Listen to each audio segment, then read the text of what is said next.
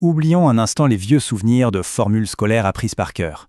Le but de cette analyse aujourd'hui, c'est d'acquérir ce qu'on appelle une véritable alphabétisation dynamique. En fait, il s'agit d'apprendre à lire le langage mathématique, non pas comme un tas de symboles abstraits et ennuyeux, mais vraiment comme une description hyper concrète et intuitive des systèmes en perpétuelle évolution qui nous entourent tous les jours. Alors, la question fondamentale qui se pose, c'est de savoir comment on peut prédire l'avenir d'un système, que ce soit une population humaine, la température d'une pièce ou même un capital financier. Comprendre un système dynamique, ça ne s'arrête pas à juste regarder sa valeur à l'instant T. Pour vraiment en saisir l'essence, il faut savoir d'où il vient, à quelle vitesse il se modifie en ce moment même et bien sûr vers où il se dirige. Pour ça, notre exploration va gravir l'échelle de la complexité en 5 grandes étapes. On va voir 1. L'alphabet dynamique, 2. Les règles et équilibres, 3. La géométrie sans formule, 4. Les retards et oscillations, et enfin 5. Le pont vers la complexité. Section 1. L'alphabet dynamique. Commençons par les fondations absolues de la façon dont les choses changent au fil du temps. Le vrai changement de perspective ici, c'est d'oublier complètement les techniques de dérivation purement mécaniques.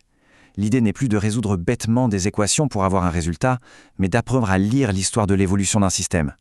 C'est littéralement comme passer d'une simple photographie statique à un film complètement dynamique de la réalité en train de se faire. Et la première lettre de notre alphabet dynamique, c'est la dérivée. Bon, mathématiquement, on sait que c'est une pente, mais d'un point de vue dynamique, elle nous révèle la tendance locale et la vitesse exacte à la microseconde près.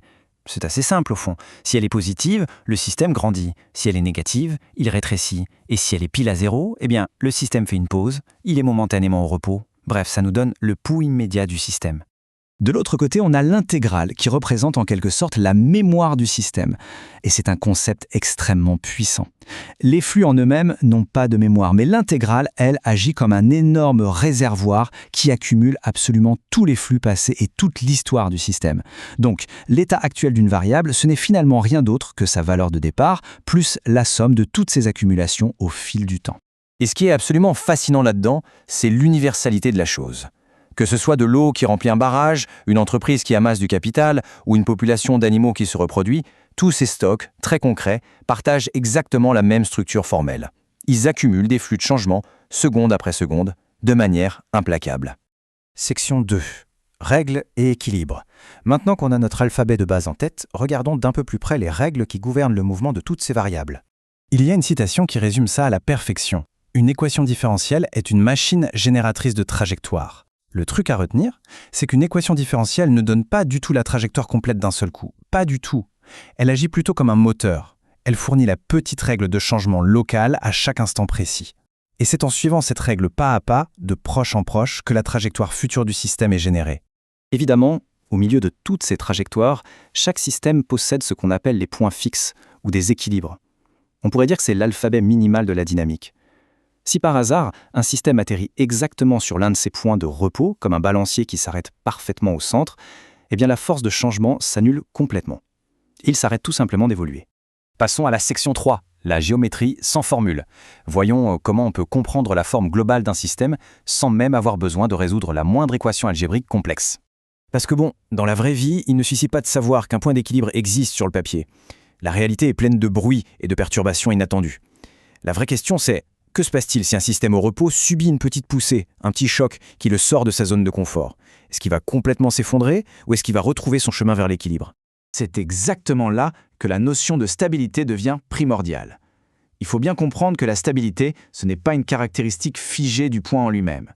C'est en fait une propriété géométrique des trajectoires qui l'entourent et de la façon dont elles réagissent face à un imprévu.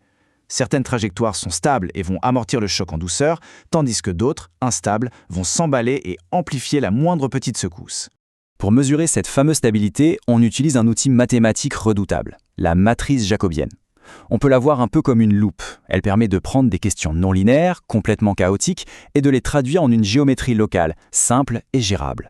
En gros, elle nous montre comment le système déforme les petites perturbations juste à côté de son point d'équilibre. Et tout ça nous amène naturellement au portrait de phase. C'est un outil visuel vraiment génial parce qu'il permet de cartographier l'intégralité du paysage d'un système en un seul coup d'œil.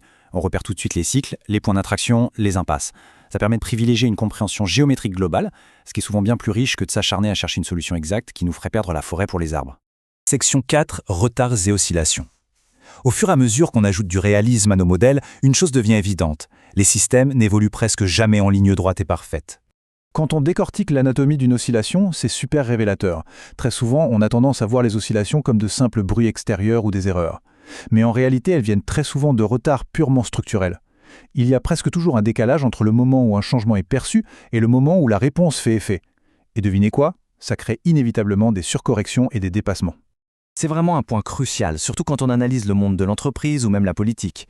Prenez une organisation qui met un temps infini à réagir à une chute de ses stocks. Quand la correction arrive enfin, elle est souvent beaucoup trop forte. Et bam, ça déclenche un cycle sans fin, totalement contre-intuitif. Le système n'a pas de mauvaises intentions, il ne fait pas exprès d'échouer, c'est juste que sa structure temporelle entre la cause et l'effet est complètement décalée.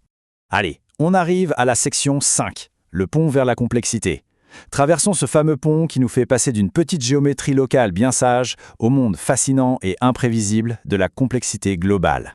Les modèles linéaires dont on parlait jusqu'ici, c'est très pratique à petite échelle. Mais la vraie richesse du monde naturel, comme l'existence de seuils critiques, les effets boule de neige, le chaos, ça n'émerge vraiment que quand on plonge dans la dynamique non linéaire. C'est seulement là qu'un système peut avoir plusieurs équilibres différents en même temps, ou devenir incroyablement sensible à la moindre de ses conditions initiales. Et cette folie non linéaire nous conduit tout droit aux bifurcations. C'est le moment critique par excellence, l'instant où tout bascule. Une variation minuscule dans l'environnement peut soudainement transformer un équilibre hyper stable en un véritable chaos instable, ou carrément faire apparaître de nouveaux comportements inattendus. La forme globale du système change du tout au tout de manière souvent irréversible. Alors comment on fait pour mesurer un chaos pareil?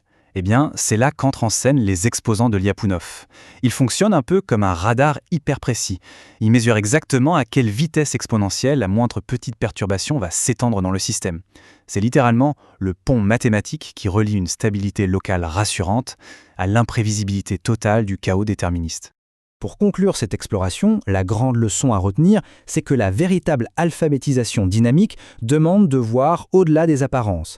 C'est réussir à comprendre intimement que l'état présent d'un système contient déjà en lui-même tous les mécanismes et les germes qui vont construire, organiser et déployer sa propre réalité future. Alors, avec ce tout nouvel alphabet du changement, des retards structurels et des bifurcations en poche, comment regarder les systèmes complexes qui nous entourent ? Désormais, on est équipé de nouvelles lunettes pour décrypter la machinerie invisible du monde. La prochaine fois qu'une crise économique éclatera ou qu'un écosystème basculera sans prévenir, la question ne sera plus simplement « que s'est-il passé ?», mais plutôt « quel retard structurel ou quelle bifurcation silencieuse opérait déjà juste sous nos yeux sans qu'on le remarque ?»